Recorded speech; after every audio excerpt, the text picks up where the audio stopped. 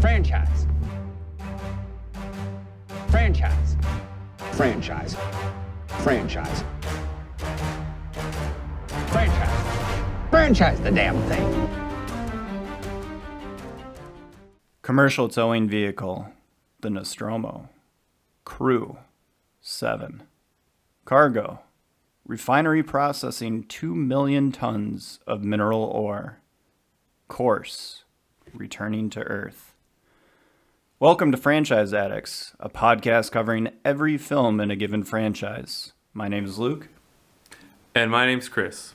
And this week we are kicking off with the Alien franchise and the first film of that series, Alien. That's right. We're bursting out of the chest with Alien. We're doing it. A classic. This podcast is going to cover a plethora of movie franchises, but we decided to start with Alien. This was a Chris recommendation. So, Chris, why the Alien franchise? Well, because it's the best franchise ever, of course. So I have a history with it.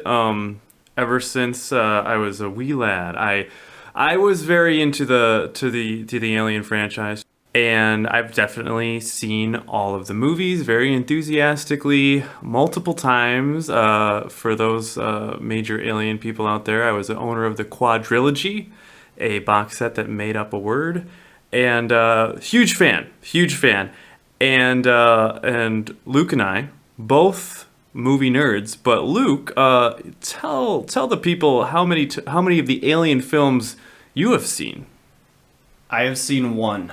I have seen the movie Alien. Not just specifically for this particular podcast, because that was helpful to watch it for this before we talk about it. I had seen it about a year ago. The Alien franchise was one of those just holes in my movie resume. You know, Major blind spot. Sure. It was one of those things where, like, I was born in 1991. Movies that came out before the year that I was born, I would look past. I'm not the biggest horror fan in the entire world. Mm-hmm. I am a very big sci-fi fan. So that's kind of what brought me around to it. And I watched it a year ago. Absolutely loved it. Thought it was unbelievable.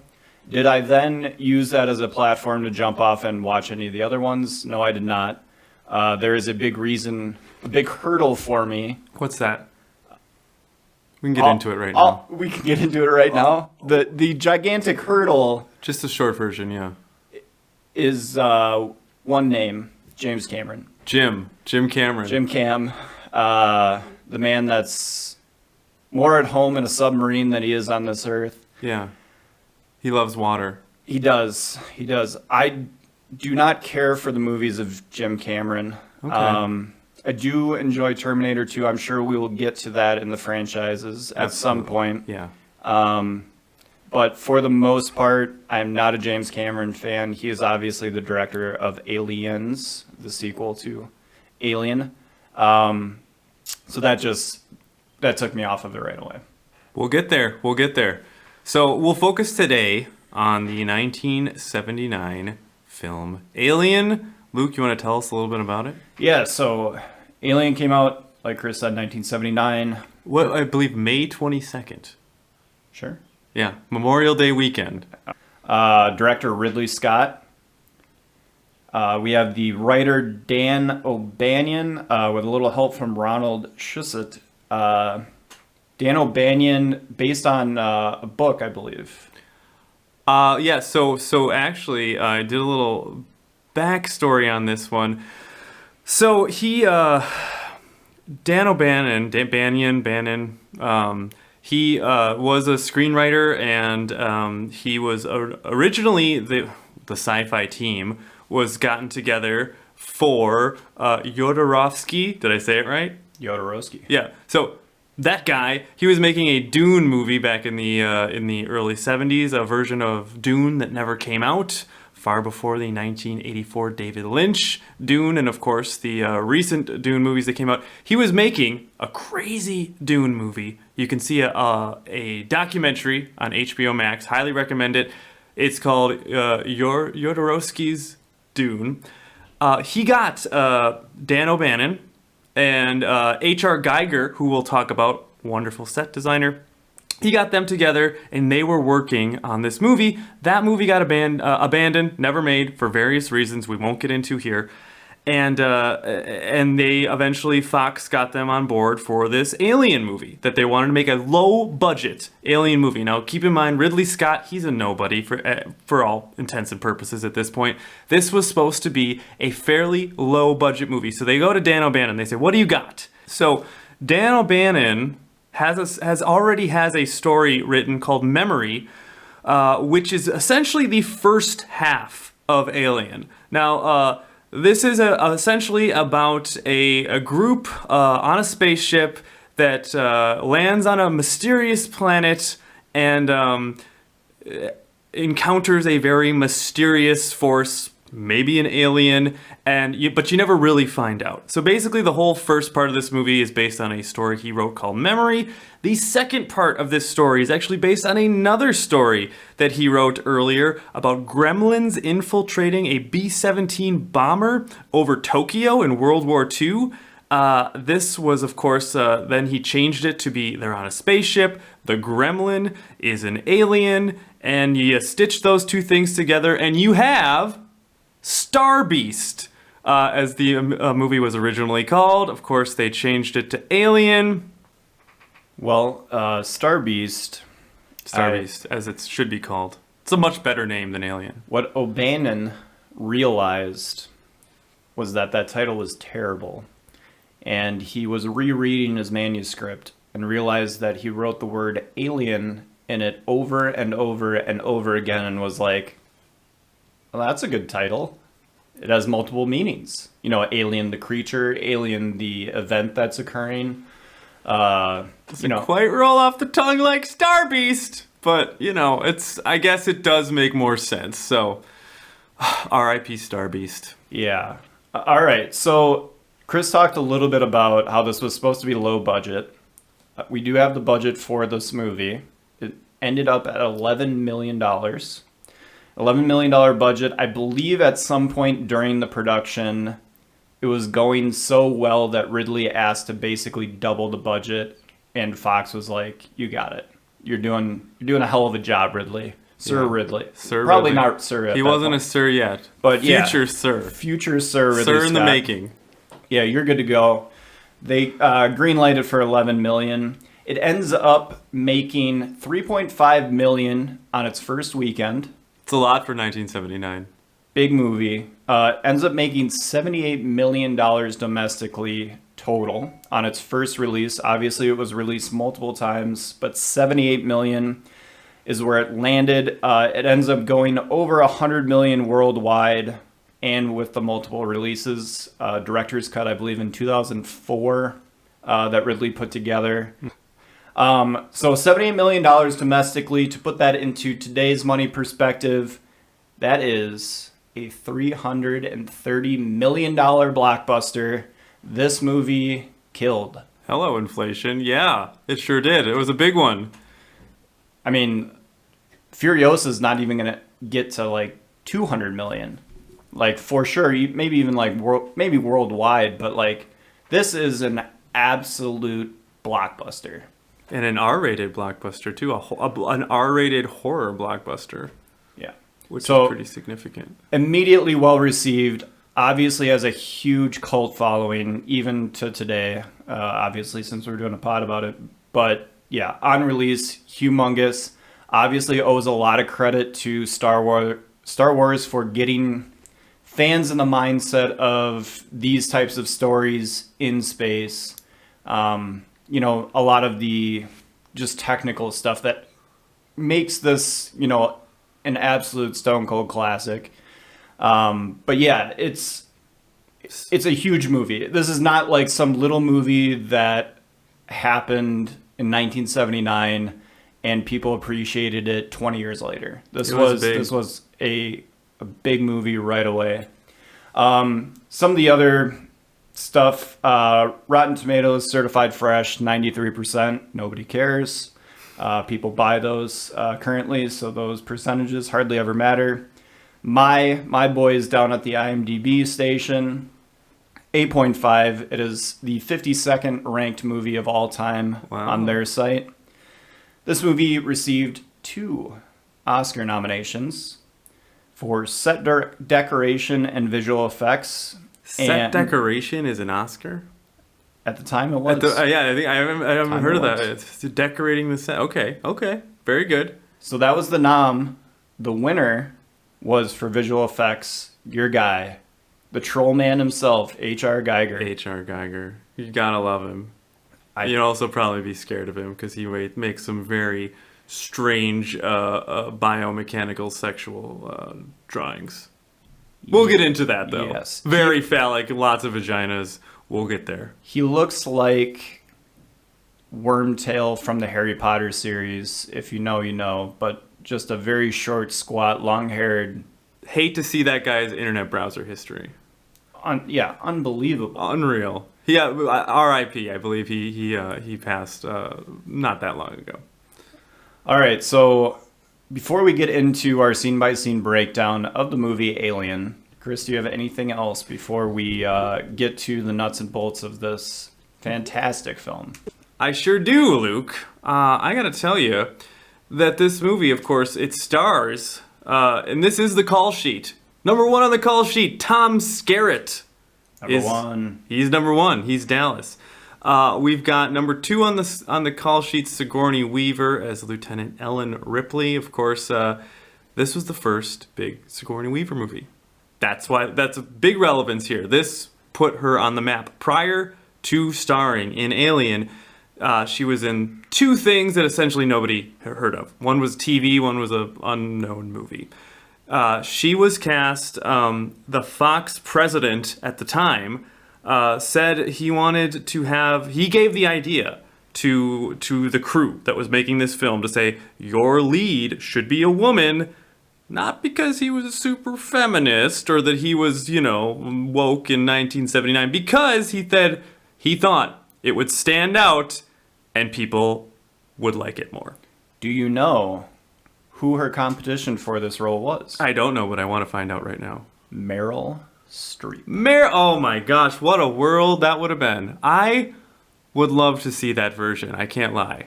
I mean, I believe she had a close friend who was also in the movie business pass away when they were working on casting this movie, and she bowed out, and the rest is history. Sigourney Weaver becomes the iconic Ripley. Come on down, Sigourney Weaver. Of course, she would, a couple years later, star in Ghostbusters in 1984. She continued her role as Ellen Ripley in the sequels, Aliens, Alien 3, Alien Resurrection. She was in the first 4. And, of course, then has a storied career. I guess must have became friends with your friend, James Cameron, as she does star in the Plug Your Tail In to Have a Good Time series Avatar.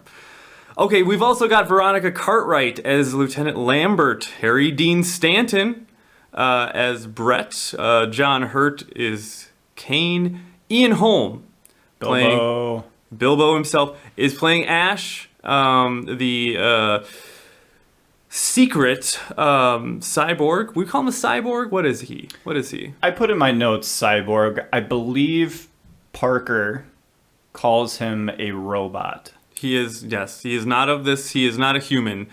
Of course, Parker, Yaphet Kotto, does a great job here. And those are, of course, the main cast. What? Who else? We got to do shout out. No, just a quick shout out. Yeah. His face technically doesn't appear in the movie, but he is a major character. That is my guy, Balaji Badeo, the alien man himself, the guy who is in the xenomorph costume. Man in a suit. 6'10", gangly as all heck. And he was a graphic designer by trade, and they're like, you move with an unhuman-like quality. How would you like to wear our costume? He was like, thanks, I guess. Balaji Badeo, the xenomorph himself. Perfect. And what else? I mean, I think so. That's our cast. That's our story. Of course, this was a monumental horror movie, a monumental movie. We've already talked about that. The famous chest burster scene, which we will talk about, is considered to be one of the most memorable scenes in the history of film. So let's get into it. All right. We open the movie Alien with our opening credits. Some of the most iconic credits of all time. We have a slow pan across the exterior of a spaceship as the title Alien appears gradually, starting as just white bars and slowly filling in to Alien. Yeah, I love this so much. I mean, so clearly you see this, and the first thing you're thinking of Star Wars because of the way that ship slowly scrolls over the top of the screen, looks huge, massive. But you know, instead of the triumphant score, you've got a very eerie, unsettling score happening, and then the way that title comes in, line by line, it's so menacing and eerie. Just like the entire mood that they are able to convey with this movie. It's great. They use it later on in movies we'll be talking about. It comes back. It's so great. They actually, fun fact, that actually was just in the trailer. The trailer for Alien had that one line at a time entry of the title. They thought it was so cool in the trailer that they put it in the movie. And I agree with them. It is great. It sets the tone so perfectly. Absolutely, and we're going to keep coming back to the score. The score is unbelievable. It's very minimal, but effective. It really holds the horror quality of this movie together. And just, like, you can probably say this about any movie, but if you take the score out of this movie, it's just people in space, and it's not nearly as tense as it is. The score... bang right away on that title card. It's unbelievable how effective it is. Our guy Jerry Goldsmith, tons of credits to his name. He did all the Rambo movies, he did Star Trek movies. Just a great, a force to be reckoned with. Composer. Yeah, that's the word I'm looking for. Composer. He's absolutely great. An iconic part of the Alien franchise, Jerry Goldsmith. Absolutely. So we get into now the first actual scene after the title, the awakening of the crew. We have the shot in on the pods slowly opening up. I believe Kane is the first one of our members that we see awakening from cryo sleep. And then we get into the first meal together. But yeah, and before that even happens, it sets up such a pretty...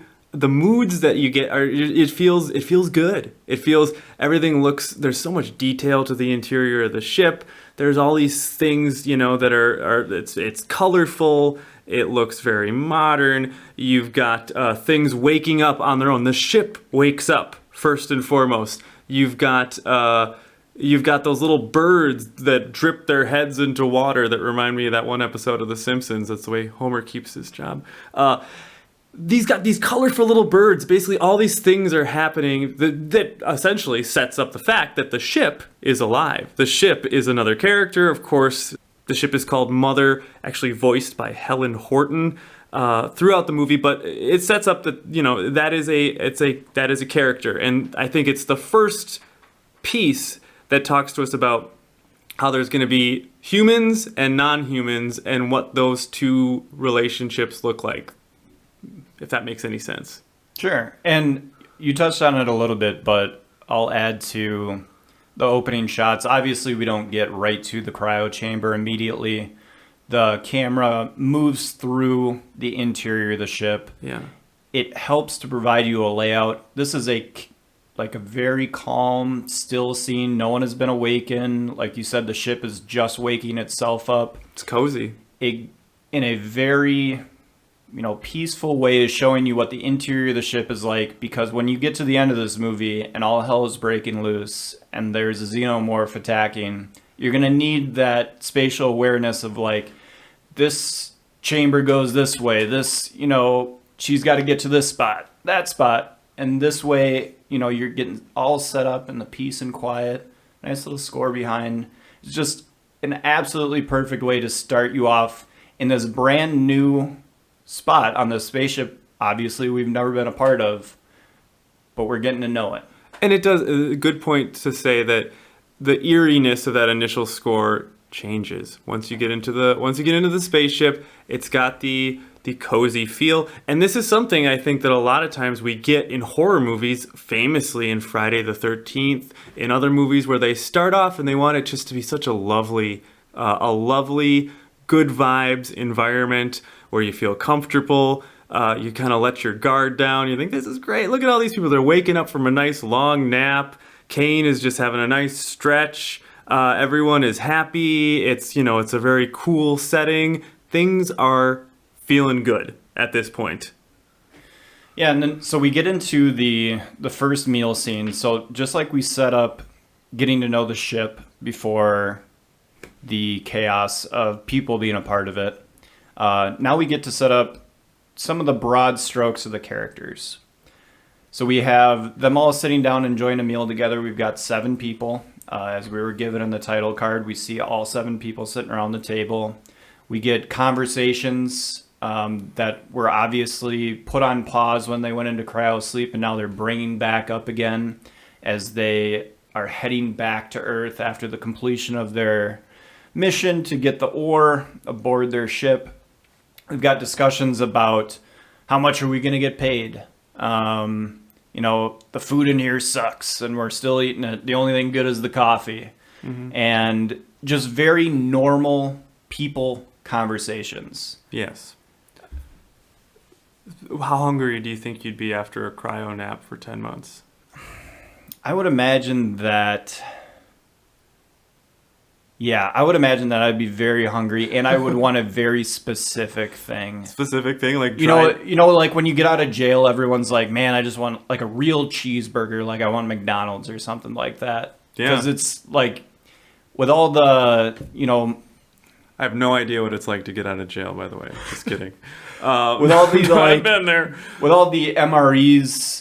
And, instant make food stuff that I'm sure they have aboard this ship, like something real like that. It seemed like a lot of cereal in large plastic Tupperware is what I got out of it. But no, to your point, it is a very real, they make real characters. They make real, essentially, American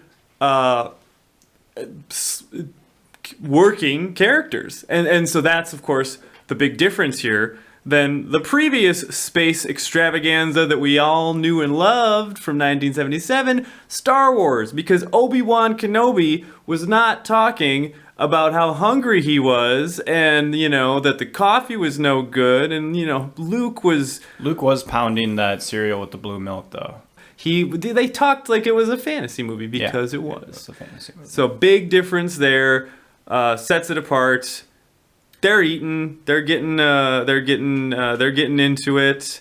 And then what happens, Luke? They're interrupted by a report that Mother, the ship's AI, has changed their course. And they are now moving towards a distress signal that was picked up by the ship towards this planet. And the ship has moved in close to this planet so that they can go check out the distress symbol or signal. And I believe at this point they now realize that they are still 6 months away from getting back to Earth. So this is a humongous deviation. Yeah, kind of a crazy thing to wake up to. They think they're like on the home stretch to get back to Earth. And this humongous deviation has been made during their cryosleep. Yeah, Sigourney Weaver Ripley is trying to radio Antarctica, and then they realize this isn't our system. She kind of looks at Lambert and says, "Yeah, this isn't our system. I told you that already." And they find out they are very far away, and there's a distress signal. So what are they going to do? they have to go, right? Yeah, so Dallas goes in to have a chat with Mother. He gets into the light room. The spherical room with all the lights and has a little chat with the AI. That room is so cool. It is a very cool room. Like all Christmas lights. It reminded me of kind of like a college dorm room. Yeah. There just needed to be like a Bob Marley tapestry and lots of, for those that aren't seeing it or that haven't seen it, lots of essentially Christmas lights covering everything, covering the wall everywhere. It's a really cool vibe. Oh, and Siri, hey, it's our first guest on the show is Siri. Something went wrong. Please try again. She's talking about the plot, of course. Something is about to go wrong. So Siri, thank you for that segue. Let's talk about what happens when Dallas talks to Mother in the big light room. Yeah, so Dallas gets told basically they need to check out this distress signal. This is the reason why the deviation occurred. This is why they, are getting reports back from Earth. They got to go check this out. As a part of their mission contract, they are required by the company that they're working for, if any intelligent life pops up, they got to go investigate, figure it out. So they're under contract to take a look at what is going on with this distress signal. They have landed on the planet where the distress signal, LV-426. LV-426, of course. And they land, and we get a kind of... It's like a winter storm is happening out there. It's very loud. Ash is reading off the oxygen levels and the gravitational levels and all that nonsense. The John Hurt character, Kane, is like, obviously I'm volunteering to go out there, and Dallas is like, haha, of course you would volunteer. It's just a stud. So you know who kind of the main, the muscle of the group is going to be here. Lambert, who I think they just had to give a job to. Mm-hmm. I'm going to end up saying mean stuff about Lambert. I don't really mean it, but I do think that they just had to include her because she had no other character development. And so they all volunteer to go out. They're going out. And then we get the first shot of the alien ship that is on this planet where the distress signal is coming from. Does it look like two dildos? I've never seen a dildo, so I don't know. Well, let me tell you, I've heard about them. I've heard I've heard descriptions on old AM radio, okay? And I think that the ship, the one thing, well, we didn't really talk about H.R. Geiger yet. We're going to talk a lot about him. We're going to start with these ships. He designed all the alien stuff. So his deal, he's doing the alien, he's doing their ship, everything. What, if you don't know his artwork, obviously if you've seen the aliens, that's like his artwork. It's very,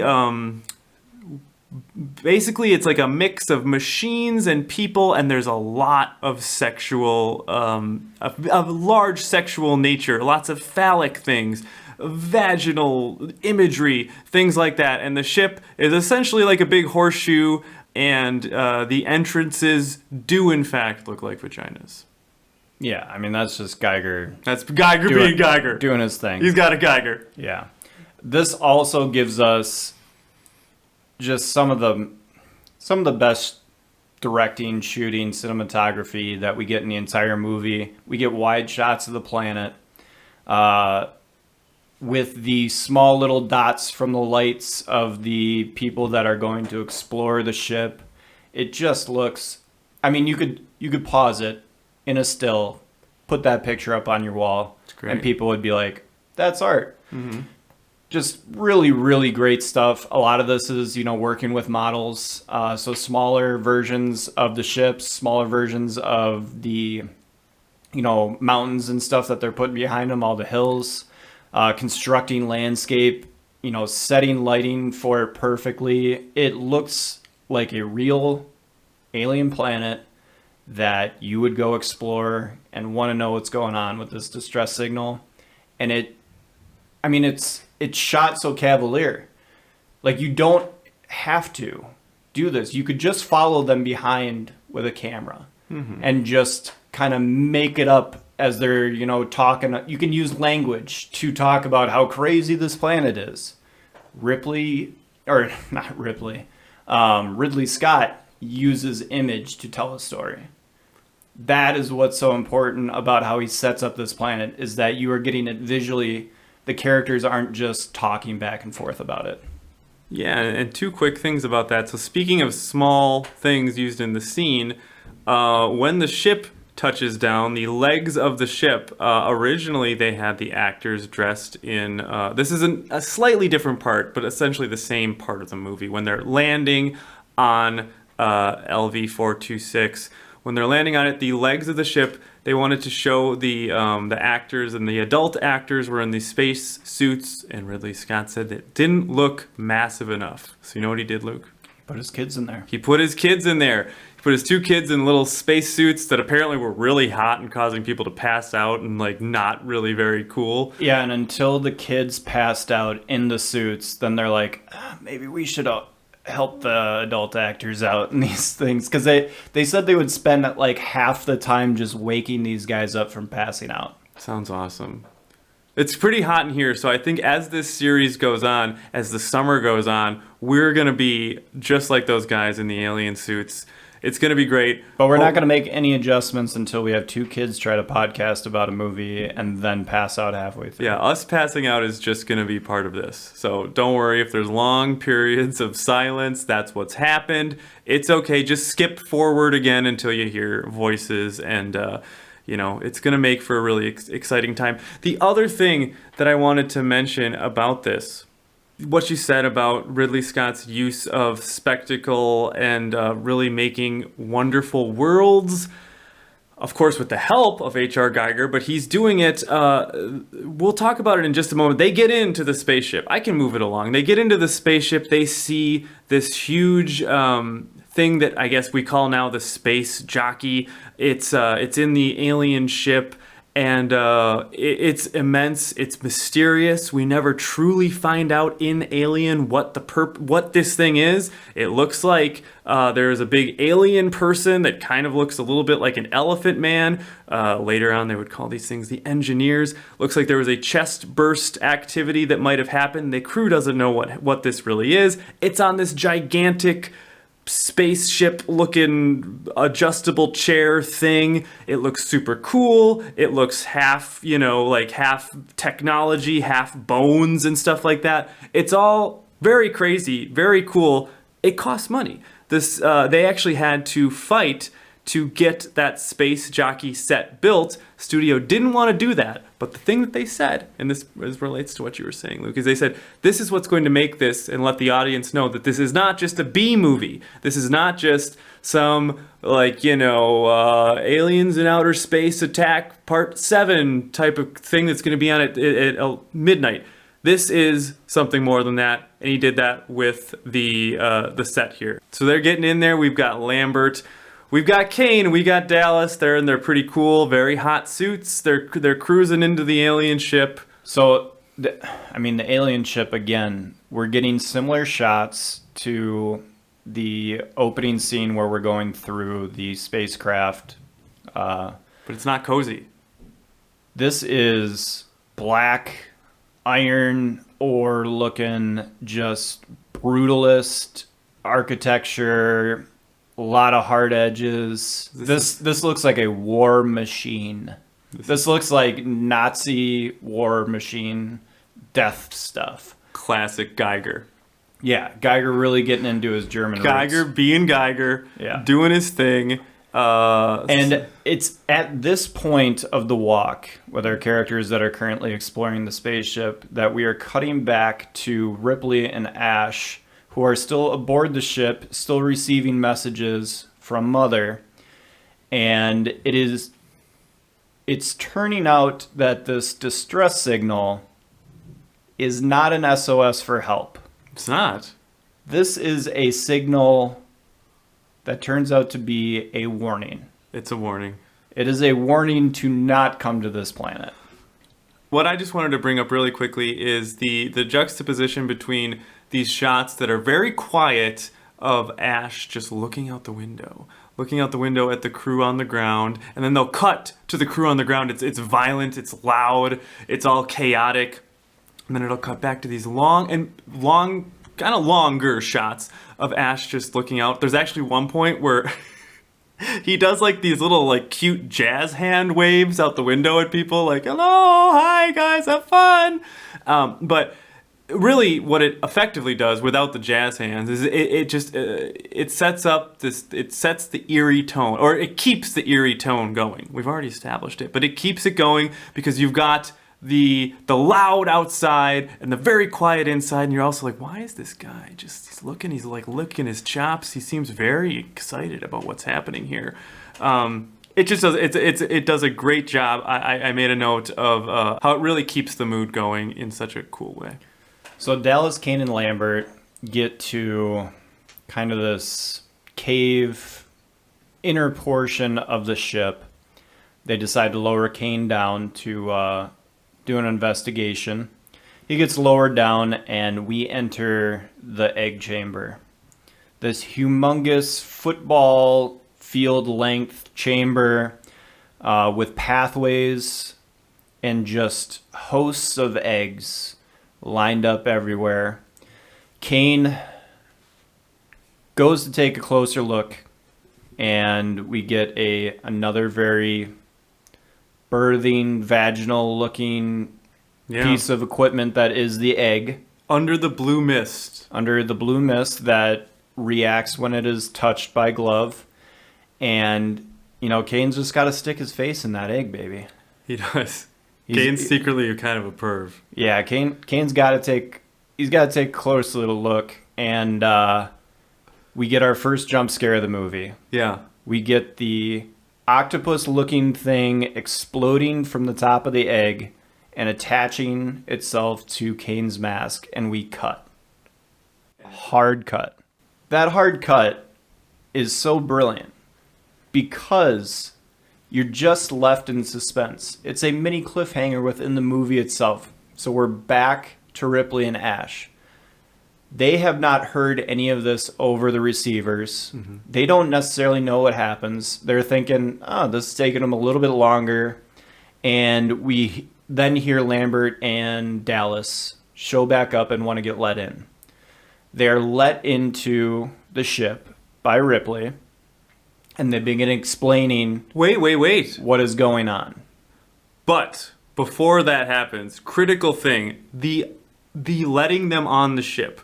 And this is actually something that is explored slightly more in the director's cut. But essentially what happens is, they all say that we got the three that are coming back. They're like, hey, there's something on Kane's face. I don't know. It's crazy. Let us up.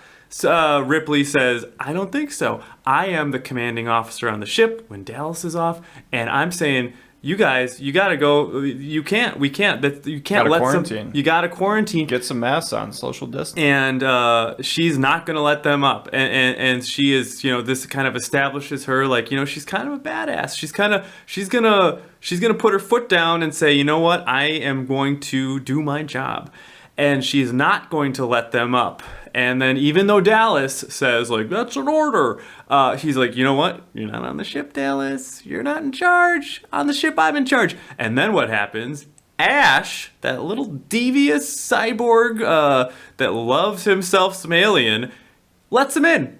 And he says, I was obeying a command. And following orders from the commander. He lets them up. And this is a huge thing, and in the director's cut, there's an additional scene where Lambert attacks Ripley and says, why didn't you let us in? And she says, you broke protocol, and she's upset. They're all upset, and that is how Kane, with an alien on his face, gets into the ship. Exactly. And because at this point in the movie, we do not realize what Ash is, what his motivations are. No. We see Ash simply as the science good guy that is going against this, hard-bitten woman in Ripley who's kind of like a ball buster, like really, really letter of the law type person. Ash is just the nice guy that's just like, obviously we're going to let him aboard. We don't want him to die out there. Yeah. I'll take care of the medical side of it once they're in here. We'll figure it out. And then we cut to probably one of the three most iconic scenes from the movie. We get the first examination in the quarantine medical room, and we get to see the result of that octopus-looking creature as it is upon the face of Kane. So, quickly, do you think that we know that... You said we think that Ash is innocent at this point. There starts to be some signs that this guy is a little too excited about the alien. But what they're doing is they're hiding it behind him being the science officer. So obviously he should be intrigued by this. This is science. This is life outside of, what is normally known. He should be really into this. So it makes a lot of sense. And this is a quarantine medical emergency. He should be taking the lead on it because he's the science officer and he's the one that's going to have to deal with the fallout of this anyway. So they're doing a great job of masking this. But like you had said earlier about Ash looking out onto this planet and kind of rubbing his hands together and urging them to go farther into the ship and take a look at that egg. Yes, don't worry about it. Yes. Yes, my precious. Yeah, exactly. He's just so jacked about this thing. You can tell he's just about to cream his jeans over the fact that they're going to bring this alien on board. And then we get to the face hugger examination. It's done by Ash. It's done by Dallas. And the first thing they want to look at are the digitals, which apparently is what they want to call the fingers. I think, the terror of being kept alive as a host, that first scene we see of Kane with it wrapped around his face, tail around his neck, but we see the guy breathing. We see him breathing, and that's kind of horrifying. Yeah, it's about as scary of a non-jump scare image as you can get. You have no idea why this thing is keeping Kane alive. You don't know what's really going on. They have the, X-ray MRI looking images of this, prodding thing, down into his stomach that's supposedly supplying him with oxygen and keeping him alive. It's this brand new creature that we don't know anything about. But we know it's smart, right? Because when they try to rip it off, it strangles Kane a little bit. As in, I know what I'm doing here. If you try to do this, I'm going to kill this guy. So the alien, the facehugger's smart. And that's just the first attempt. The second attempt, they try cutting off one of the digitals. The digitals. And this acid comes pouring out and starts going through the ship. So second defense mechanism. Brilliant. This thing does not want to be taken off of its host. And the acid blood is amazing. Yep, dripping through. Again, using this scenario to give you a better idea of how the ship is laid out because they're having to go from layer to layer to layer to try and see how far this thing is dripping down the ship, where they can stop it. Again, just using visual cues to give you a better idea of how the story is going to move and work later on. And like Chris said, that the acid is so powerful that, again, you're just like, this thing is crazy. Eats through the hull. Also, as a boy, I gotta ask you, did you ever, when you were just playing around, was a big weapon that I think was something that was in Pretend was acid? I don't know if it was like not LSD, but just oh, he's gonna be sprayed with acid. Oh, the acid is eating through everything. I don't know if it started with this Alien in '79. I was not born yet, but just the idea of it just seems like something that is perfect for little boys to high five and be like, whoa, acid blood, yes. It's very, very cool. It is very cool, and it's again super effective. Yeah, because you're like, that blood is eating through this ship. If that gets all the way to the end, you got a hole in your ship. Yeah. What are you going to do? And it's this ultimate power because you think this ship is your big protecting force against all the, stuff that you have to wear a spacesuit out into this planet, obviously keeping you alive. And this thing is bleeding something that once it hits the outside, you got a hull breach, you're done. I made a note at this point.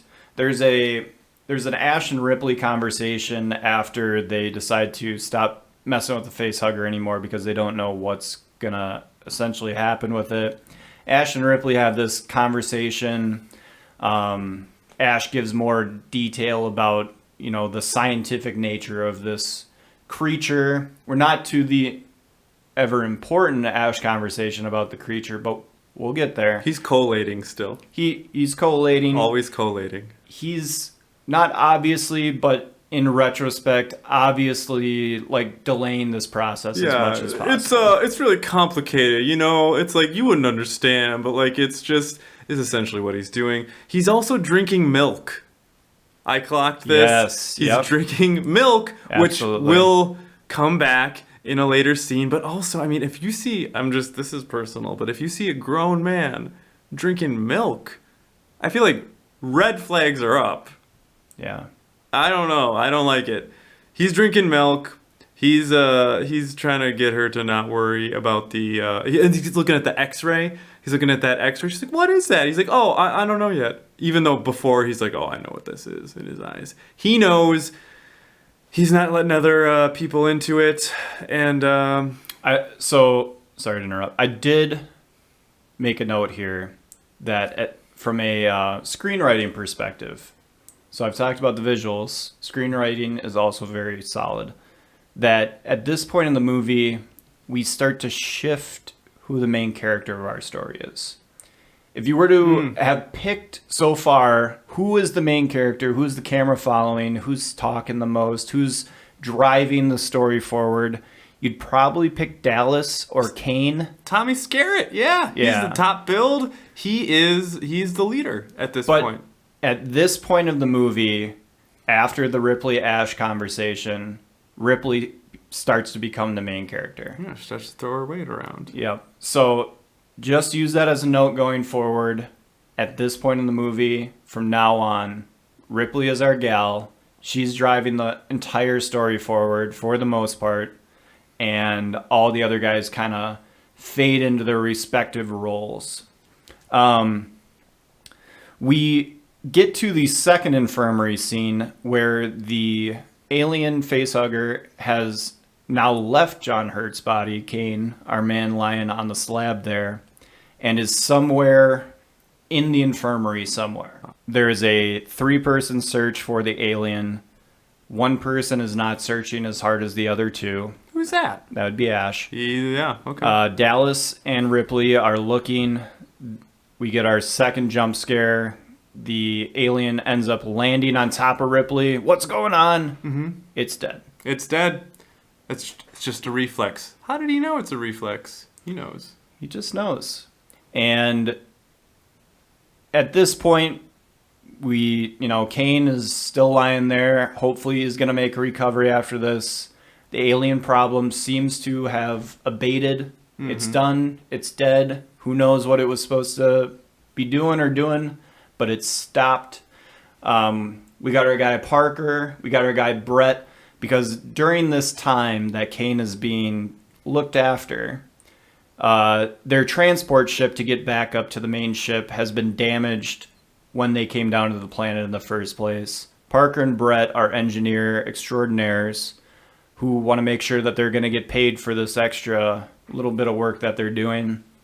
Have issued an amount of time that it was going to take to fix the ship, the transport ship, to get them back up. I believe Harry Dean Stanton says tell him 17 hours. Yaphet Kotto goes, give us 25. Yes. And they all they got a big laugh down there as the blue collar guys that are like, yeah. When you take your car into the repair shop and they're like, hey, tell them it's $1,000. They need that new air filter. Yeah. And you're like, I guess that makes sense. $1,000, yeah, sure, $1,000. I don't know what you're talking about. Like, use jargon. Tell them it's $1,000. And then they come up with. They always show me my oil. They're like, hey, look at this. And then they show me. I'm like, that looks like they want my approval. I don't know what I'm looking at. Yeah. I nod like a fool. So Brett and Parker are doing this to the other members of the crew who are mostly, whether they're pilots or scientists or whatever. These are the guys that actually know how to get the ship up and running again. They're taking their time. They're complaining the entire way through, just as the working man normally does. Yeah. But they get it up and running, and the transport ship heads back to the main ship, and we fall into our second team meal bonding experience. Ash once again interrupts, says, "You better come see this, Dallas." Yeah, it's his move. Kane is awake. He's awake. And he is cracking wise. He's, seems to be back to normal. The entire crew is very happy. They bring him into the meal area. He's loading what looks to me like lo mein up, and everyone's looking at him. They're like, "Man, you must be hungry after that thing was on you." And he's just like wolfing down shit. You crazy for that one, Kane. Yeah. And we think Kane's fine. He's loading up. He's so hungry. He's very hungry. Kane is not fine. He's not fine. No. Kane begins to grab at his chest like he's having a heart attack. Everyone clears out like they normally do. They also do the normal move of laying someone back onto the table. Why is that a thing? Wouldn't you want them on the floor? I believe when I was in CPR training, when I was a lifeguard, you wanted to get them on the floor, not like half bent over a table, but it's almost like that was to help a puppet that might be showing up at a certain point in time. It was almost for like structural reasons for the special effect. And we get the most iconic scene in the movie. Yes. And we got to talk. So, of course, this is something that my folks might have heard about, but so it's the chest burster scene, Chris. It's the chest burster. You can spoil it and then give into the explanation. It's the chest burster. Oh yeah, we know it's the chest burster. We all know it. The kind of the story behind it is that, and I've heard different things. I heard one report that said they didn't know what the alien would look like, but the cast, the people, the actors in that moment, in that scene, they did not know what the alien would look like. I've heard another report that I've actually heard a few times that certain actors especially did not even know how the alien was going to enter the scene. They didn't know. So apparently, Lambert, I'm talking about Veronica Cartwright, her scream when she is covered in blood when the alien shoots out of the chest initially is genuine. She was genuinely horrified, and so it does elicit some real reaction, which is very cool. So there is a story that came out about this scene, that it was a first take, just magic happening that day on set. Like you said, oh my gosh, I'm going to keep calling Ridley Scott. Ridley Scott. Believe it or not. Yeah. So Ridley Scott had this all set up. He wasn't telling any of the actors. He wanted a general, a surprise reaction. And so they shot it the first time. They nailed it. Boom, done. Not true. They shot it twice from multiple different camera angles to get everything. They ended up using the first take. The reason why they had to shoot it again was because the animatronic thing that was coming up through the chest got stuck. Hate when that happens. Ridley Scott goes back into the editing bay and goes, "I love it. I like the way that it's. I love it. I like the way that it adds this effect of this thing like really, it's like two parts. Working its way out. It's a two-push situation. Yeah. So he uses that initial part of the first shot for the tension moment. Obviously, they have to film it again to get the actual popping out. They used animal blood and all that sort of stuff. Pretty gnarly. Apparently, it smelled terrible on set. Yaphet Kotto, just like Veronica, was traumatized by this experience. Apparently, he went home that night, didn't speak to his wife for hours. They might have just been having marital problems, and he was using that as an excuse. He used the chest. He's like, "Oh, honey, something horrible at work. This chest burster. Anyways, I gotta go." You're never gonna believe what I just went through. But I mean, this is an all-time horror scene. Also, right before the chest burster, a classic late '70s sexual harassment line from Yaphet Kotto to Veronica Cartwright. as they are talking about what they are so hungry for, what they can't wait to eat. Upon their return to Earth, he looks right at Veronica and says, "You know what I would like to be eating." Wink, wink, wink. And we all smile and keep talking. Because it's 1979. There's also weird, they never talk about it, but Parker is like constantly reading a Playboy magazine. Like, oh, yeah. Just hanging out, flipping through that. Everyone else is like sitting around him and he's going like, yep, all right. Then Ash, in a later scene we'll see, has pinups of girls everywhere. You think that's Ash's posters? They're in his like little lab thing. there's all those pictures of women, and there's also a picture of eggs. Yeah. We can get to that. But Ash has some weird sexual picadillos that we're gonna have to unpack. He loves a strip club early in the morning. Yeah, unbelievable. So this all concludes. Everyone's terrorized. They eject Kane's body out into space. He's gone. What a way to go! Can you eject my lifeless corpse out into space after I pass away? Absolutely. I was already planning on it. Awesome. Do you want to talk really quickly about the actual chest burster alien that comes out? Oh, sure. I mean, I suppose we should set that up since it then becomes the xenomorph. It's the first real look at a xenomorph. It's a baby xenomorph, so baby it's cute. Xenomorph. It's yellow. It kind of beige. Not the greatest. I mean, it is a puppet. It kind of looks around, kind of surveys the room with a very stiff motion. It's got a crazy silver grill. The teeth are very iconic in the xenomorph, and they made the little teeth.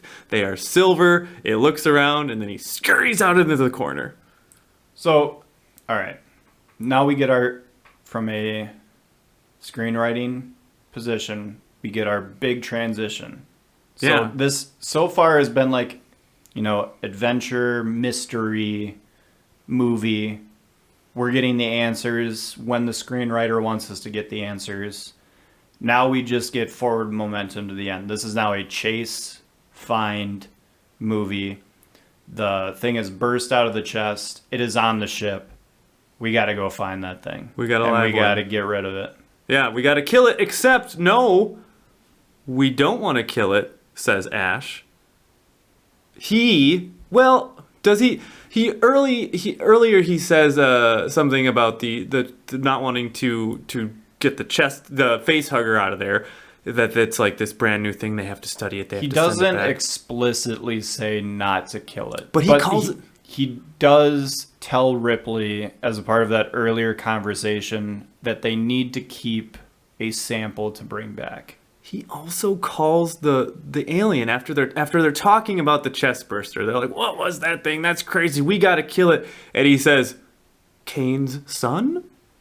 And both Ripley and they kind of like give it like the fuck did he just say? And they look, but it's almost like he's saying it like maybe this will elicit their sympathies, and it does not. It backfires, but it's weird, and we start to the weird creepy Uncle Ash vibes really start to kick in to full gear at this point. So boom, we're in war mode now. We're in war mode. We get some explanations of the weapons that they're going to be using to hunt this thing down. We get a cattle prod. Good old cattle prod. And then Ash has designed a tracking device. Which looks like a leaf blower. And it uses micro changes in air density to track a thing that is moving on the ship as opposed to things that stay still on ships. Yeah. It is also the main thing that we are going to be listening for because it beeps when it detects something. Yeah. And it also has a visual little white monitor that shows little dots of where in the ship this thing is coming from. Like Pong. It essentially is our tool for seeing a thing that we never really see. Yeah, and that's a huge part of this. Really quickly, Ridley Scott in a quote said, it's not about what you actually see, it's about what the audience thinks they just saw. So much of this, and we'll see this again and again here, is the horror and the suspense is built by quick shots or things that aren't even actually the alien, like the the radar, the sound going off. So much is done without actually showing us a whole lot. So they're on the alien hunt. And what did this movie learn from? The master himself. Spielberg and Jaws. This is Jaws in space. Good call. Yeah. So it's Jaws in space. They're hunting. We got our two teams. So we got team number 1. We've got Ash, Lambert, Dallas. We got team number 2. We got Ripley, Parker, team number 2, and Brett. Obviously, they thought that Parker and Brett needed just the whip crack of Ripley to make sure they actually keep them in line, do something. Union workers. Yeah, just kidding. Dallas thought he would take his turn in sexually harassing Lambert the entire time. They're like, we got this one. And we get to Ripley, Parker, and Brett have detected some movement. They think that they're coming up onto the alien. It appears to have locked itself in one of the lockers. They approach it with a net and the cattle prod. They're ready to take it down. We get another great jump scare and a cat that we have seen in one previous scene before pops out of the locker, scurries away. The three of them initially think it's the alien. They realize that it's just the cat. That cat's name is Jonesy. Yeah. Jonesy the cat. I'll have more fun things to say about Jonesy later on. But the important part of this is that Ripley and Parker instruct the low man on the totem pole, Brett, to go collect the cat so that it no longer is appearing on the radar and they can kind of corral that down. So Brett is now going to go after the cat. What could go wrong? Nothing, of course. And also, it's interesting. First of all, economical jump scare, right? They don't really have a lot of the great technology. Don't have to show the alien. You Get just have all a the cat. benefit. We got a cat. Everyone's got a cat. So you show the cat as a jump scare, so economical. Also, then Harry Dean Stanton, Brett, he's looking for this cat, kind of immediately forgets that there's an alien on the loose, and he's very relaxed. He's looking for this. He's like, kitty, kitty. And he's like, oh, enough of that kitty crap. Jonesy. He's gonna let me call it by his proper name, like a gentleman. And he's just kind of lackadaisically, he's looking for that cat. At a certain point, we also now get into the wetness of Alien. Things are very wet on that ship. There is constantly dripping. We've got chains, random chains are hanging from the ceiling. They're also wet as hell. And we've got Harry Dean Stanton. He's actually, at a certain point, puts his face up. He's looking for the cat. He takes this as an opportunity to drink some of that space water that is coming from God knows where. Is that sanitary? No. Where is that water coming from, and how does he know I should drink this right now? Is he just nasty? I think Harry Dean Stanton was just using what was in the scene, because that's what great actors do. It's also my favorite single shot of the movie is him looking up and having the water drip on his face. The lighting is perfect. His face is perfect. He's got all that oily, greasy stuff. The water's hitting that. It looks great. This is a scene that makes, in a situation that makes no sense. You talked about it. There's chains, there's water, we're in space, on a ship. Yeah, what are those chains for? So this was brought up to Ridley Scott about this scene from the production. They're like, it looks great, Ridley. It's awesome. Why is there water? So much water. Why is this room bigger than the entire ship? It's a very big room. And he's just like, yeah, that all makes sense. We're keeping it. Looks too good. And obviously, it looks incredible. Doesn't really take you out of the movie.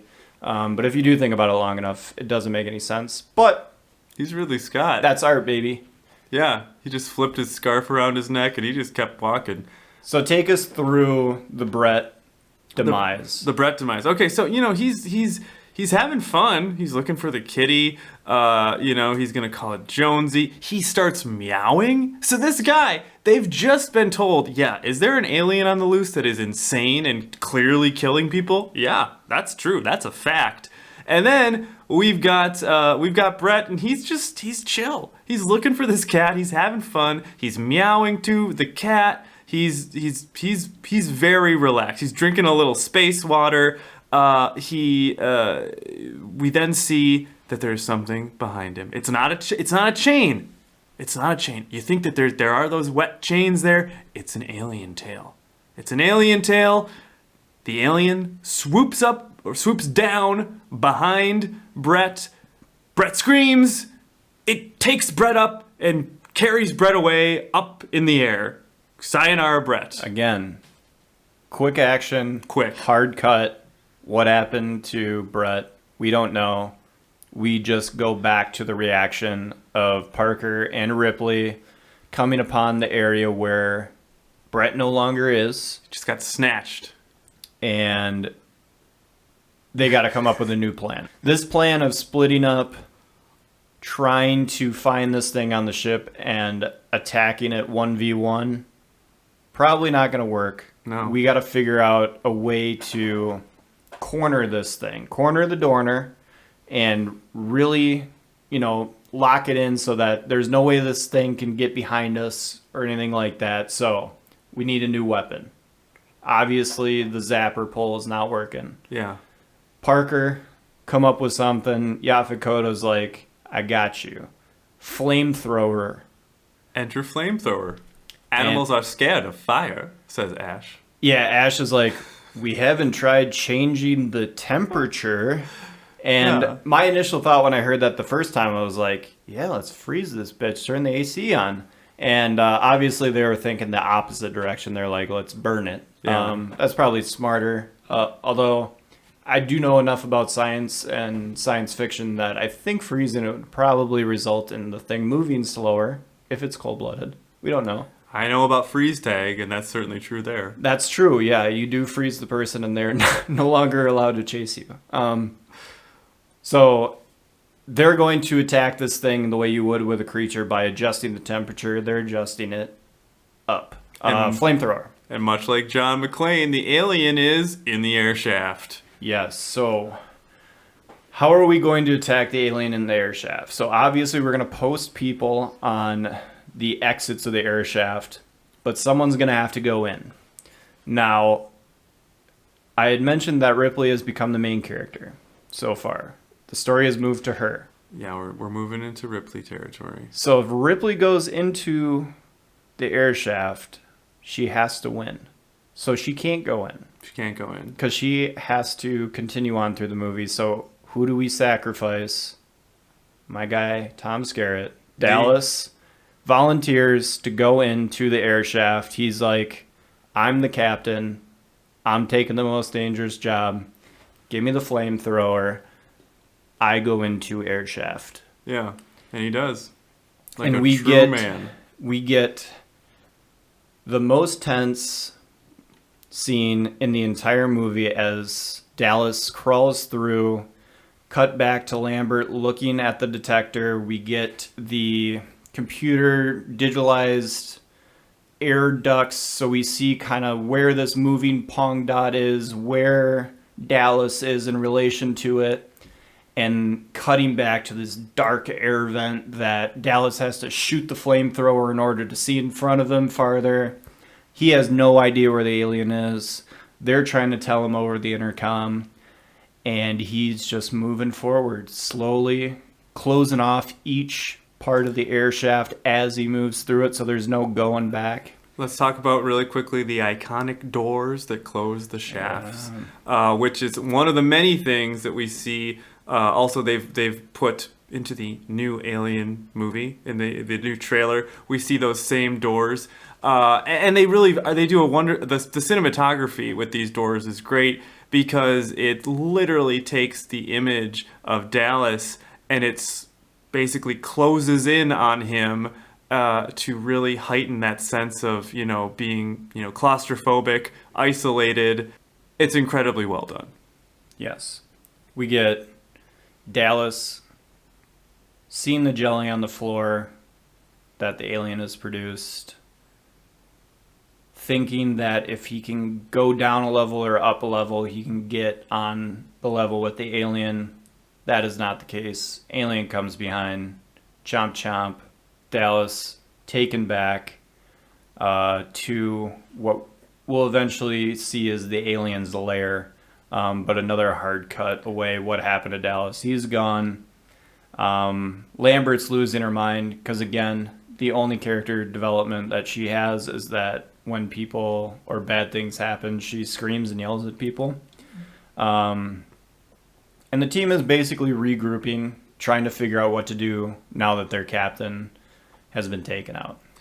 And just some real quick notes on that last scene. The alien, it jumps out here and does what I can only call a little jazz hands.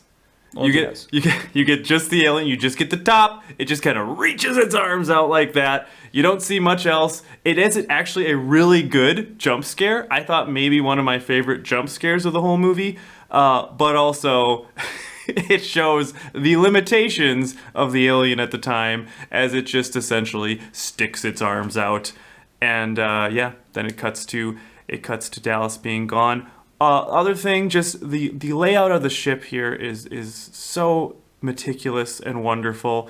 I have to think, as I was looking at part of this scene where they're going up and down through the different levels, following where Dallas is going, Wes Anderson would have loved the Nostromo. He would have been super into it. Not as colorful, maybe, as him, but if you just put, like, you know, a Paul Simon song over that, it would be some Wes Anderson it's vibes. Life Aquatic. Yeah, exactly. So, just awesome detail. Ripley, who was second in command, now is basically in command of the ship. She wants some answers. Yeah. So she's going to go talk to Mother and get a little bit more information as to what is causing the chaos that has currently happened on the ship. She goes to speak to Mother. She finds out about Special Order 937. 937. That special order is bring back specimen. Crew is expendable.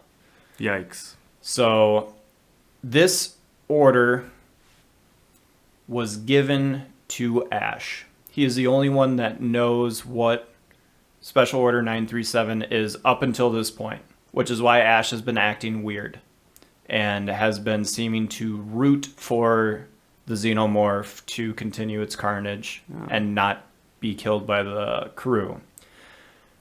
Ripley then figures all this out. Ash creepily comes behind her as she's learning this information on the screen, and we get the confrontation between the two. Manhandles her. He appears to have super strength. He does. Also, he has a weird love for using a newspaper as a weapon to shove down someone's mouth. So, I'd mentioned that we were going to get into some of Ash's weird sexual picadillos. Not only does he have... He's an android, so maybe he was programmed to enjoy the female form. Great. I hope those are his posters. He also chooses the most phallic way possible to try to murder Ripley when he has also thrown her across the room, slammed her onto a table, and could seemingly just rip her apart with his bare hands. And he's like, no, let me roll this thing into what appears to be a ramrod and jam it down her throat to kill her. Yep. A very bizarre move by Ash. Yeah, he could have maybe thought that out a little better. He's also going what I can only describe from Ian Holm as going full Bilbo possessed by the ring. Like, his eyes are drawn back. He's like hissing. He's going... Ian Holm is going for everything in this scene and just losing his mind. He's got milk running from his ears, running from his brow. Parker comes in, tries to break up the fight, and Ash gives him what can only be described as an epic titty twister. I called it Ash boob grab on Parker. And Parker just reacts like it's so much agony. No, and he just it kind of is- squeezes his bicep, and it's just, he is beside himself in pain. It's Parker Yaphet Kotto does, if you've ever watched WWE wrestling, the greatest sell job of all time on this boob grab. You know, like how the guys that when they get hit by the stunner by Stone Cold Steve Austin and they're like writhing on the ground and like sells it. acting like they broke his back. Yaphet Kotto is like, this man is grabbing into my heart and ripping it out. And just a great sell job by him. He does great. And then Ash starts to violently flip and turn around in like a violent ring around the rosy, like just like a crumpin' dance, just going absolutely nuts. And this is where Parker then smashes Ash in the head. His head pops off. We get the full reveal that this is no man. He's a robot. He is a cyborg. And milk's flying everywhere. Milk blood. Milk blood. Yeah. Maybe it was just Not all explained further, but... He drank all that milk that it was actually just the milk in his system. So... Also, sexual in nature. Yeah? No? I mean... Maybe. Yeah, just like... It's weird. It's a Just lot of about. white substance. So they decommission Ash. He has been shut off in a way. We cut to the next scene in which his head has been propped up onto a table because Ash is also the science officer and is really the only one that knows what is going on. These other crew members, they don't know what to do. So they're like, we're going to turn Ash back on. He's basically all torn apart. He can't really do anything to us. We get the only scene in the movie that I can say is of its time. It is a very fake-looking head that Very there's fake. like a dissolve cut to Ian Holm appearing in the position of that very fake head so that he could then act and talk. It's bad. Those were the days, though. And Ian Holm, as Ash, explains that you can't kill it, and it's a perfect creature. You still don't understand what you're dealing with, do you? Perfect organism. Its structural perfection is matched only by its hostility. You admire it. I admire its purity.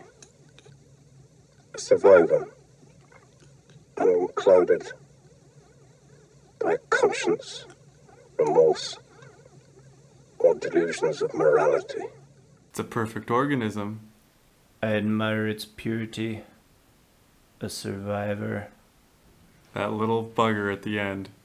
And then they flamethrow the shit out of him. That's what you mentioned, the fakeness of the dummy head. I really, it's always noticeable in the first shot when it goes to him as the real person, but after he says his piece in the "That's all, folks," it looks horrendous. It looks like definitely a different person. Yeah, it's pretty bad.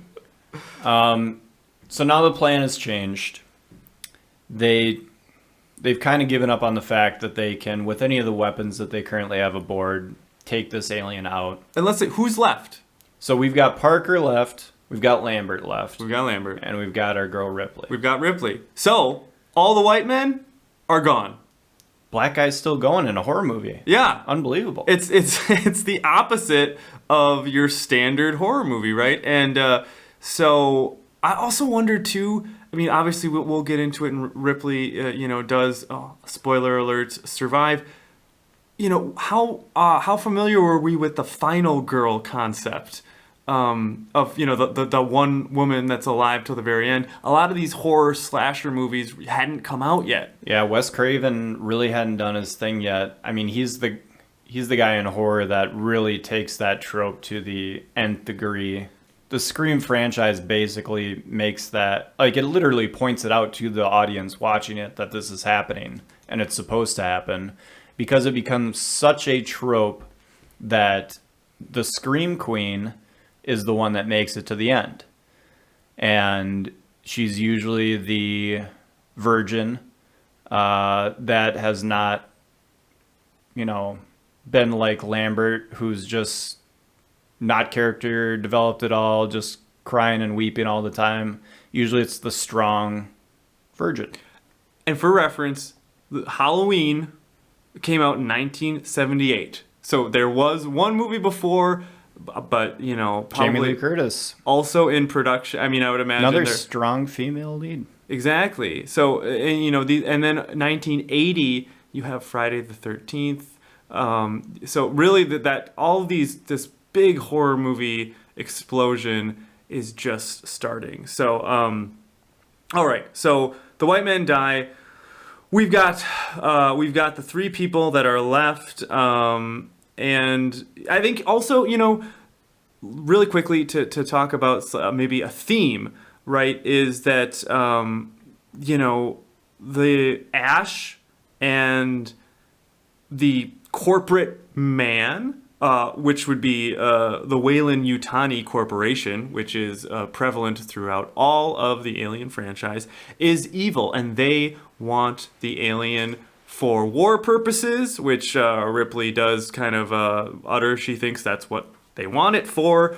So these people that are just about war, they want the xenomorph. They are evil. They want something that is unclouded by conscience, remorse, or delusions of morality. So it's like this statement of like the essence of war are these just horrible people, and they are people. And now the xenomorph is the xenomorph. It's awful, but maybe the true villain that has some culpability is these corporations, these war corporations. So again, it's 1979 when this comes out. So I don't know, if a little backstory, we're getting into the Cold War. We're ramping up. The weapon ramp up has already happened. But is that some type of commentary on all that?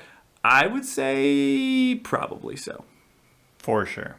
So I'm going to take us through basically the last 20-25 minutes of the movie pretty rapidly because it all happens very quickly in succession. We can hit anything once I get through it. Perfect. Basically what happens is we've got Ripley, we've got Lambert, we've got Parker. They realize that no weapons on the ship are going to be able to take out the alien xenomorph. So they are going to find a way to either eject the alien from the spaceship itself or to get off onto a shuttle and then blow up the ship with the alien still on it. So Ripley goes to the shuttle to prepare it for launch. Yaphet Kotto, Parker, and Lambert go to get some stuff, explodey stuff basically. And so they're separate. They get attacked. They get killed by the xenomorph. So we just have Ripley, who now has to set the self-destruction for the ship and get back onto the shuttle all by herself. She's just got her, the cat is still, she's bringing the cat along with her. She doesn't call the cat Jonesy. She calls the cat Jones, which is very confusing because I don't know why she calls it Jones. She does. If I was directing the movie, I would have gone back and told her to call it Jonesy, but that's just me. She's trying to get the cat. She's on the shuttle. She's setting the self-destruct on the main ship. She's got levers. She's got attachments. She's got blue things that she's got to take care of the entire time. Mother has given her a countdown. She's got 10 minutes. After 5, you can no longer reverse the self-destruction process. Ripley's getting chased around by the xenomorph. She is trying to stop the self-destruct for some reason that I don't quite know. Maybe you can clear that up for me. She is unable to do so. She gets onto the shuttle because it's going to be destroyed. She shoots off into the shuttle, and the ship explodes behind her, seemingly with the xenomorph on it. All good. End of the movie. I got you, she says. She did it. Big nuclear explosion from that ship. Humongous nuclear explosion. 3 times. Yeah. It is a mega They explosion. made sure that thing was... It's done. Boom. Gone.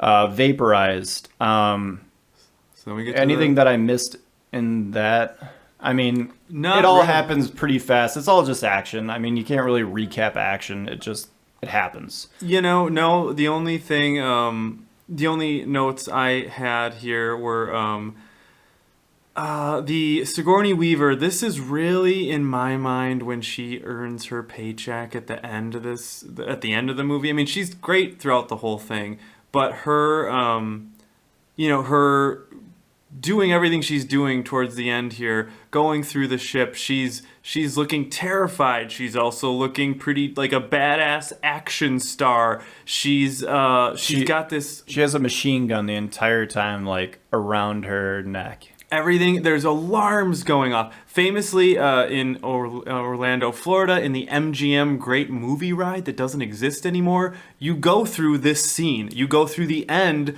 where you see a like fake Ripley that is just hiding in the corridor.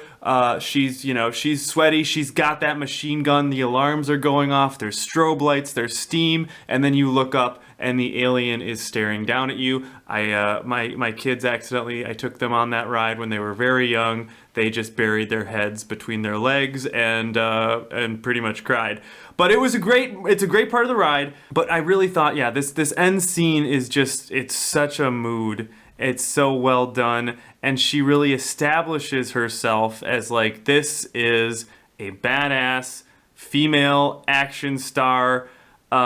She's got it all. This is wonderful. She does an amazing job at this end. And then you hinted at the iconic line, "I got you, you son of a bitch." You son of a bitch. Which, in space, people can hear you swear. They do swear. Again, another... Yeah, there's multiple F words in this movie. Yes. And so, we're getting, again, to your point of how this is a Star Wars for adults. Star Wars and realistic Star Wars. There are people swearing. And, we get quite a lot of that. And then... that is a great transition into what now happens on the shuttle. The shuttle. Because we get even more adult here. This is where it gets steamy. This is where the sci-fi horror fanboys, this is their scene. Yeah. This is the big one. Pause a lot of those scenes. Oh boy. So Ripley, believing that she has now escaped, slowly realizes that the alien xenomorph has stowed aboard the shuttle. But not yet. First, what does she do first? She takes her clothes off. She gets into those tighty whities. Oh, that's true. So she does take her clothes off first. She puts Jonesy into the cryo sleep thing. He's taking his nap. She's getting ready to take her own nap. She's undressing. Skimpy tank top, just nipples poking through. Tight as can be. Skimpy underwear. Honestly, the underwear is too small. Way too small. Way too small. Yeah, that's not protocol. She discovers the alien. The alien seems to be taking a nap as well.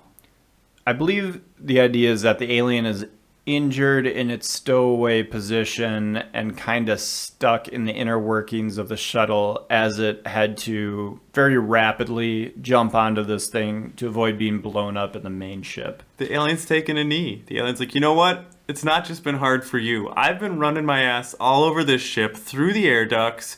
I've been snatching people, yoinking them out of the air. I'm also tired. I'm going to stand up for the xenomorph here. The xenomorph in this scene is playing hurt. This is not full power xenomorph. This is, because he loses, I don't want to call it Jordan's flu game here. This is a clearly hobbled superstar that is stuck in the air ducts. And Ripley, in her skimpy outfit, slowly backs into a area where there's space suits. She slowly dons the spacesuit in order to confront the xenomorph, again, who's stuck, who can't attack. She comes out in the spacesuit. She takes a seat. She gets her grappling gun, and she uses the idea that I gave before. She hits the xenomorph with the AC. Yeah. And While chills singing the thing out while singing a Star song, that ended up costing for the rights of like millions of dollars, and the production company was like, God damn it, Ridley, do you really need this? But this was a idea from the actress herself. It's interesting because it seems like it should, almost like it's a throwback to something earlier in the movie, and she just kind of takes this Lucky Star song. She's humming it to comfort herself during her this mantra. moment. Yeah, but like it doesn't come up anywhere before. So it's just, I was like, that's interesting to me. I mean, I guess I get it, but it happens. And yes, she blasts it.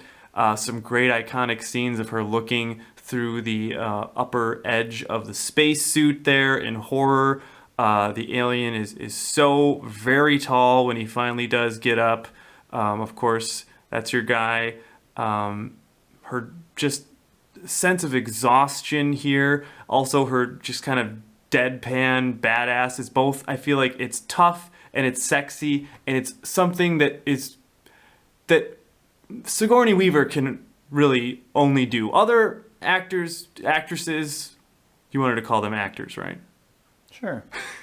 I called her an actress just a minute ago. So. We're doing actress. So she, other actresses, maybe could Meryl Streep pull it off? Maybe she could also do it too. But it is something very unique, and it becomes, I think, one of Sigourney Weaver's trademarks. Is she is tough and in control, and also manages to be sexy and demure at the same time. I think, and I'm only bringing this up now because you had brought up the Scream Queen.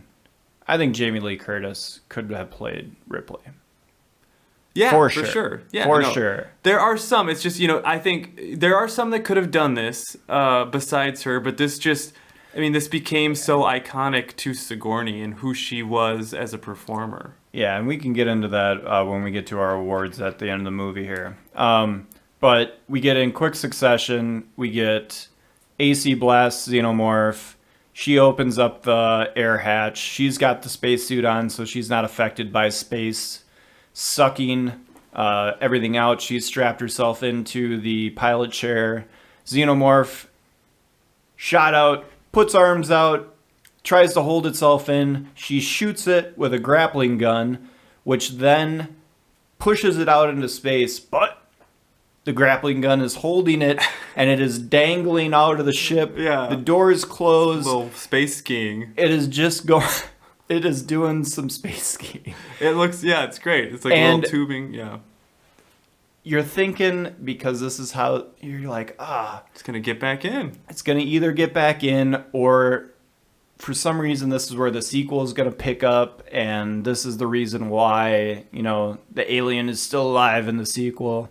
And no, they turn on the blasters and blast the shit out of the alien. They do, and they kill it. They kill the Star Beast. Interesting though, I was watching it again. It looks like water is coming out as well. And of course that is the blaster. But if you look at it again with the water, but there's definitely Don't go signs on me. Some water kills the alien. Water, big in this movie. Wetness, big part of this movie. So the alien is blasted out into space. And then what? We get the closing scene where Ripley kind of talks us through what happened. She gets the directive that she is about 6 weeks away from Earth. She signs off and goes into cryosleep. Close up on her, falling into a deep sleep. Cut to credits. Fun fact, Ridley Scott originally wanted the alien... You did it too, Ridley Scott. Ridley Scott. It's impossible. It is. Ellen Ridley Scott. Ridley Scott wanted to originally have the alien kill Ripley, bite her head off, and then using her voice narrate that final send-off, but instead of Ripley, it would be the alien. I don't know how that would have looked. It kind of sounds a little suspect. Terrible idea. And the studio was like, no, we need the alien to die, and that's it.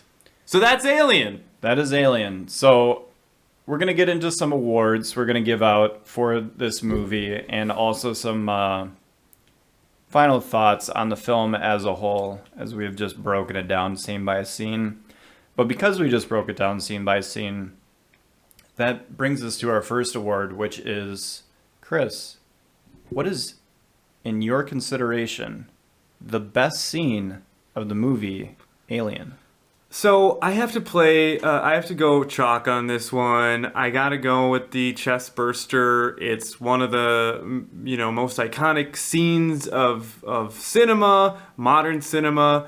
There are some other great shots, of course, but it's just, this is one of the most classic all-time scenes in movie history.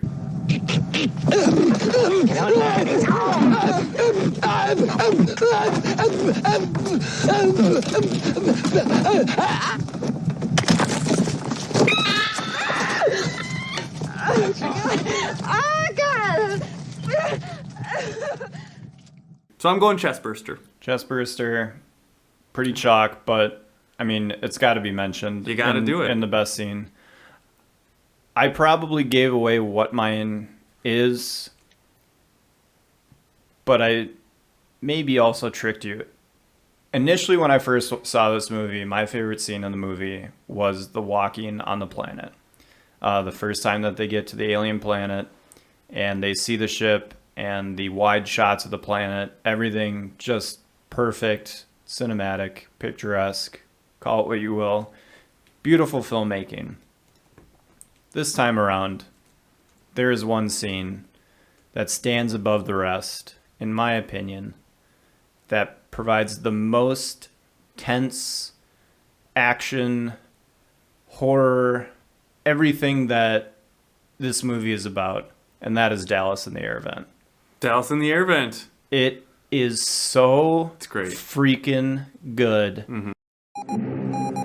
Oh, God, it's moving right towards you.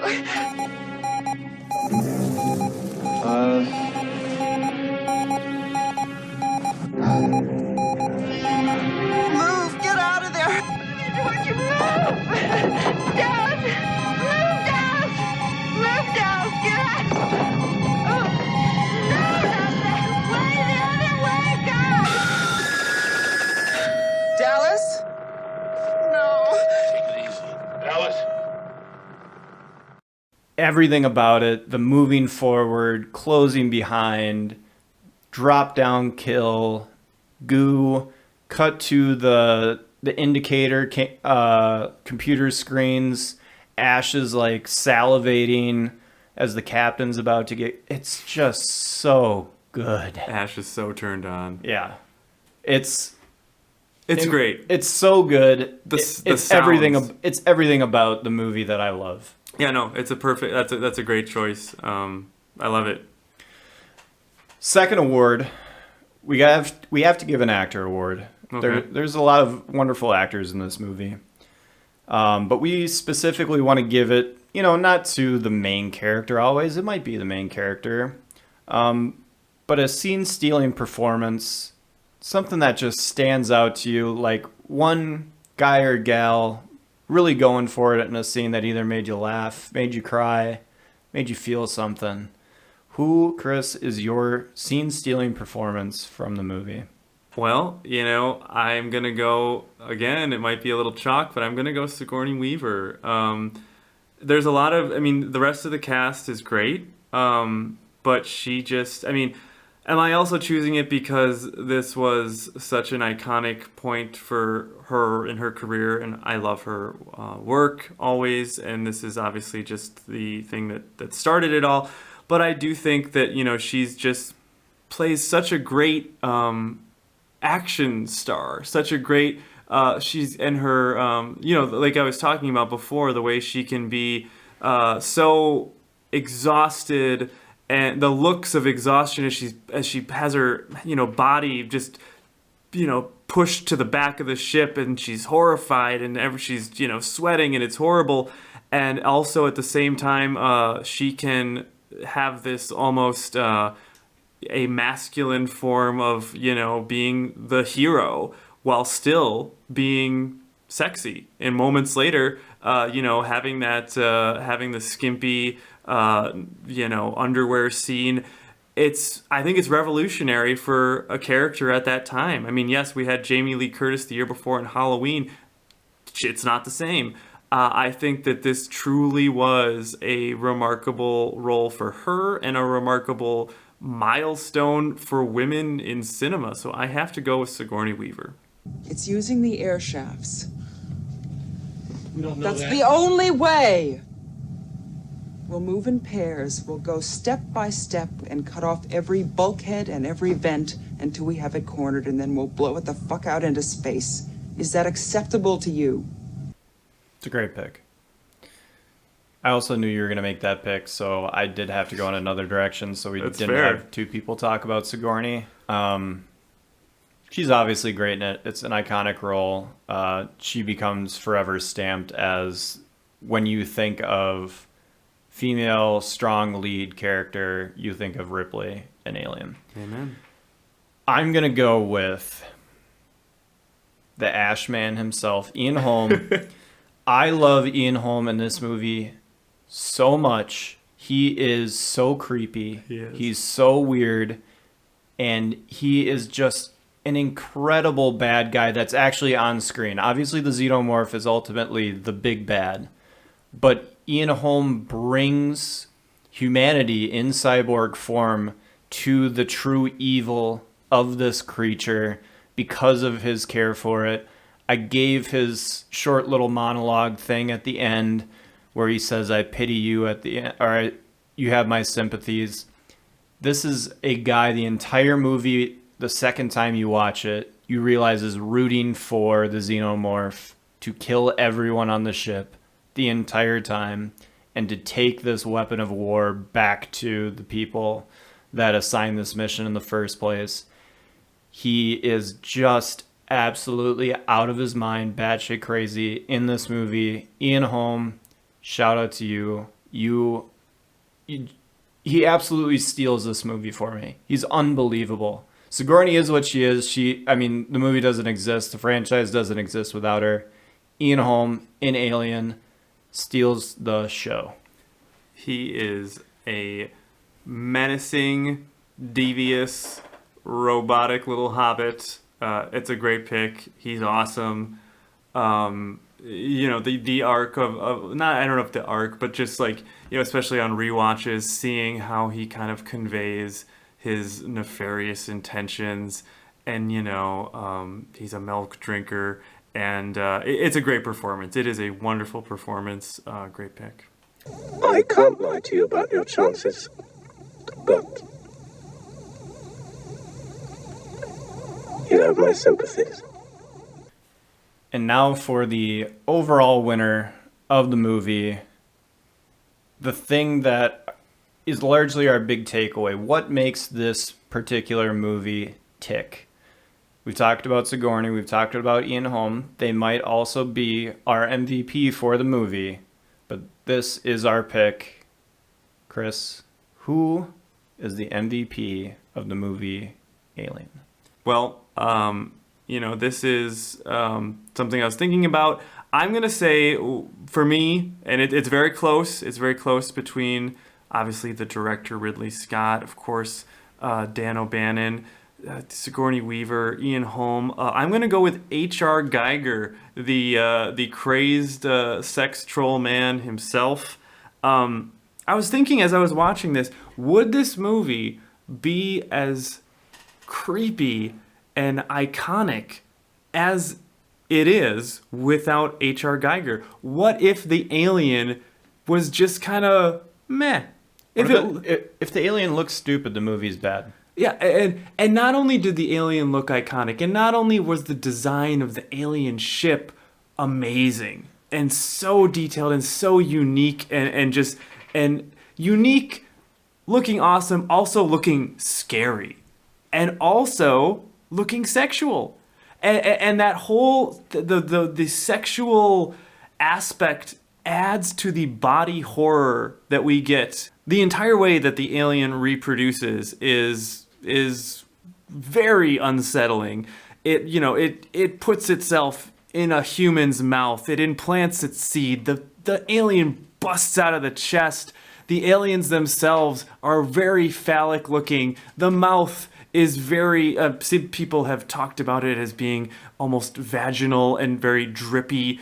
It's all just perverted slightly perverted. Maybe some of the work's more perverted than others, but it's creepy. It gets under your skin. The alien is iconic. The body horror is iconic. And that is all because of the designs of A1 H.R. Geiger. So he is my MVP. It's H.R. The Gag Man. Man, yeah. Such a great pick. He's so fundamental to why this movie is good. My MVP is going to go to the other hidden guy behind why this movie is so good. And we're going back to Jerry Goldsmith. Goldsmith! The score is unbelievable and really helps everything come together. It is the salt that finishes the dish. But man, would it have been just a little too bland without it. It is always there. And when it's not there, you notice it. You notice when it's silent. You notice when they're just talking. And then it picks up. It goes back to, what I gave as the best scene, Dallas in the air duct. Score just pushing everything through. It goes back to the opening of the movie itself, the title card, the score bringing us in. It controls the tempo, the themes, every little piece of the movie. So shout out to those background guys, H.R. Geiger, Jerry Goldsmith, helping to put together who, probably should be the MVPs, Ridley Scott and Sigourney Weaver. But really helping those guys go through. This is the Andre Iguodala MVP of the finals pick. Steph Curry and Klay Thompson be damned. They get their dues. But man, those guys, without them, this movie isn't an all-timer, and it absolutely is. My overall takeaway, and obviously I haven't seen the other movies in this franchise. I will be seeing them. I will be judging them. I will be recapping them. But this movie, if it was just a standalone, would be one of my favorite movies of all time, just simply with the story that it gives, the way it's shot. Ridley Scott is one of my favorite directors. Unfortunately, this franchise moves into different hands, but he does come back. But this movie is perfect in every single way. I'll give it a score out of 10. 9.4. 9.4. All right, yeah, I love that.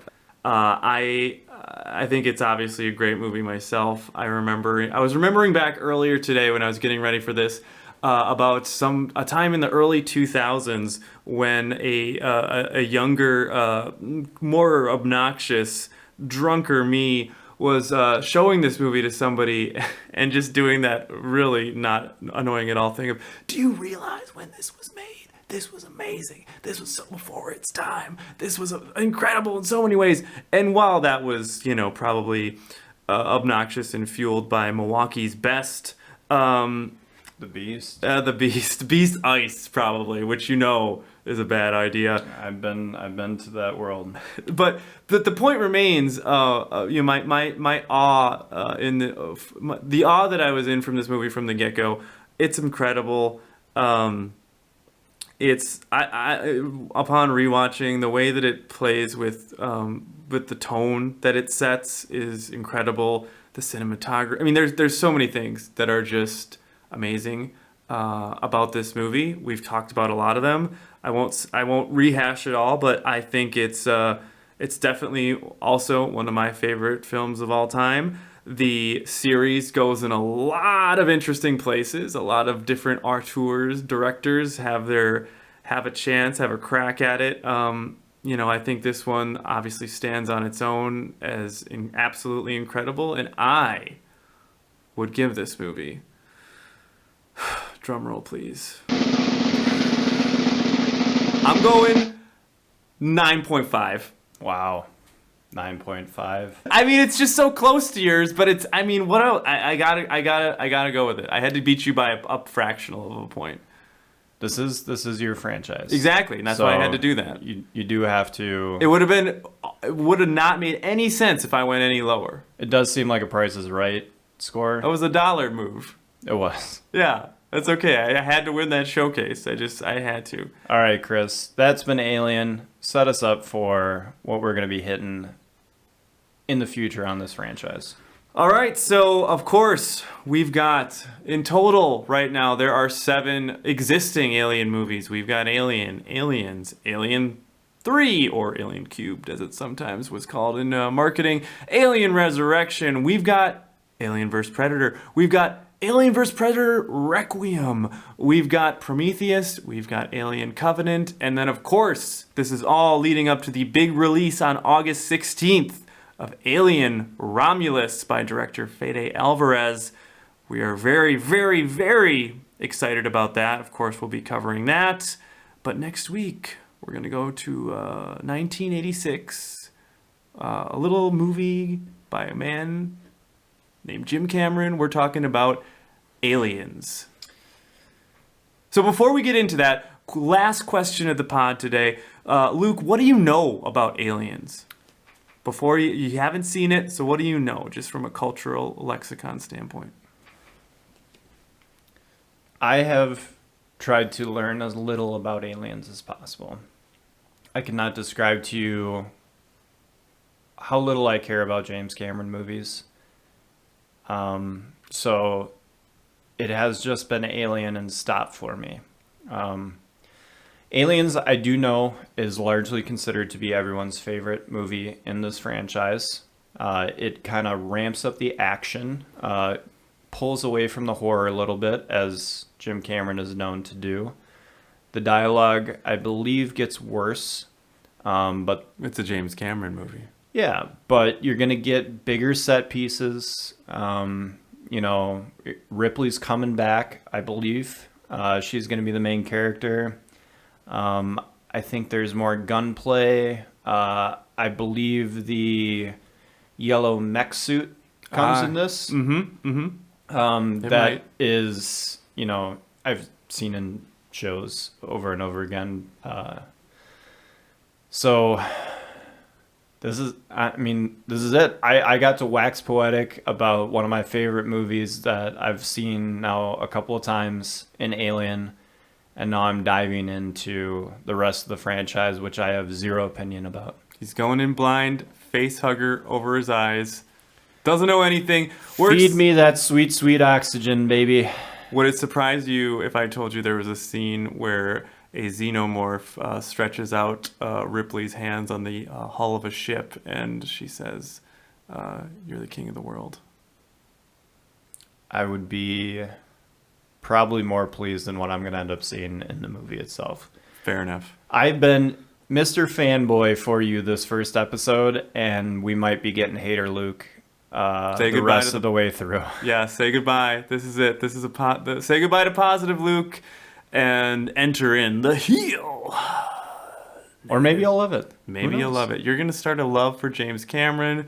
Next thing you know, I might be the first person in line for Avatar 3, The Way of Sand. The Way of Sand, The Way of Air. Dune 3, Avatar.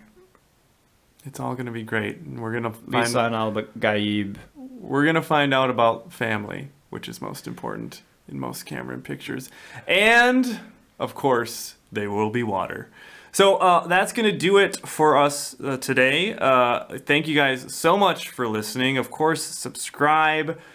Subscribe to Franchise Addicts. We're going to be doing this a lot more. We appreciate you so much for listening, and we will see you next time when we talk about aliens. Until then, Nostromo out.